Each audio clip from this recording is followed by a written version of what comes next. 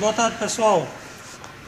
Eu vou gravar um vídeo aqui explicativo para vocês, para ajudar vocês aí a tirar as dúvidas de vocês na hora de vocês escolherem a eletrônica para o modelo de vocês. Um amigo pediu que eu explicasse a ele sobre servo, fizesse um vídeo sobre servo. Então eu vou começar aqui por servo aqui. Esse aqui é uma engrenagem, um servozinho de engrenagem de metal. Esse aqui, o que eu recomendo e uso, estou usando agora. Eu deixei de usar esse servozinho aqui porque são muito frágeis e quebram muito. Ok? Esse servozinho de engrenagem de plástico. As engrenagens deles são muito fraquinhas. Então eu aconselho a vocês usarem esse servo aqui, que é de engrenagem de metal. Outro servo aqui, pessoal, ó, que eu uso muito, é esse servo aqui maiorzinho, 50 gramas, que é para um aero grande, 3 kg, 4 kg, entendeu? E tem dele também engrenagem de plástico. Vocês podem comprar ele engrenagem de plástico porque a engrenagem de plástico é maior, né, mais forte, então dá para usar muito bem, tranquilo. Mas se puderem comprar de metal, melhor ainda. Ó, pessoal, a questão aqui da configuração de motor, vocês têm que prestar muita atenção nisso. Nunca comprar um motor para usar e usar, por exemplo, compra um motor que o fabricante especifica que esse motor aqui ele consome 55 amperes. Eu não vou botar um ESC de 40 amperes nele porque ele vai queimar o ESC, lógico, né?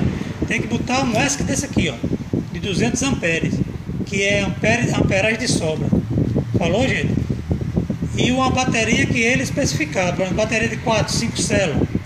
O fabricante sempre especifica isso. Ó, esse aerozinho aqui que eu fiz agora, terminei de fazer, ó, motorzinho 3010, tá ok, puxa até 1.700 gramas, a hélice dele é 10,7, ó, o ESC 50 amperes, tá bom, a bateria dele é 2.200, 30C, quer dizer, é uma combinação perfeita.